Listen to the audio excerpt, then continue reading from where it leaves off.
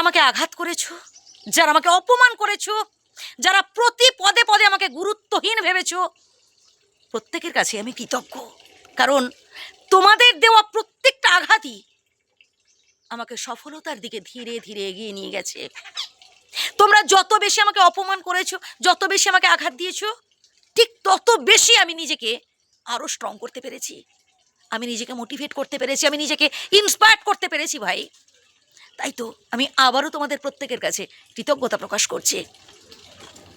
ভাই একটা কথা কি জানেন তো, যত বেশি আপনি দুঃখ কষ্টগুলোকে নিয়ে মাথা ঘামাবেন, তত বেশি এই সব দুঃখ কষ্ট সমস্যাগুলো আপনাকে চারিদিক থেকে আষ্টে পৃষ্ঠে জড়িয়ে ফেলবে।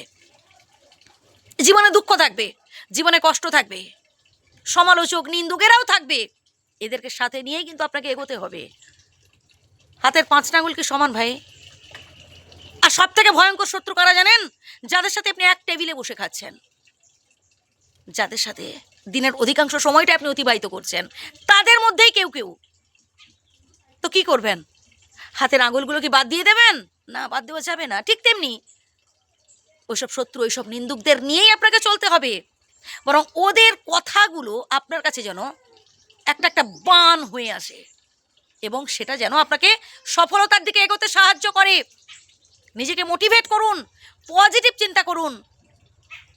কে আপনাকে ছেড়ে চলে গেছে, কে আপনাকে ঠকিয়েছে, কে আপনাকে কাঁদিয়েছে, ভুলে যান, জাস্ট মাথা থেকে আউট করুন। স্বপ্ন দেখুন, আবারও স্বপ্ন দেখুন, এবং প্রত্যেকটা স্বপ্ন যাতে বাস্তবায়িত করতে পারেন এই চেষ্টা করুন। আমি জানি আপনি পারবেন, আপনি বুদ্ধিমান মানুষ, আপনি সবই জানেন। তাহলে কেন চোখের জল ফেলছেন ভাই?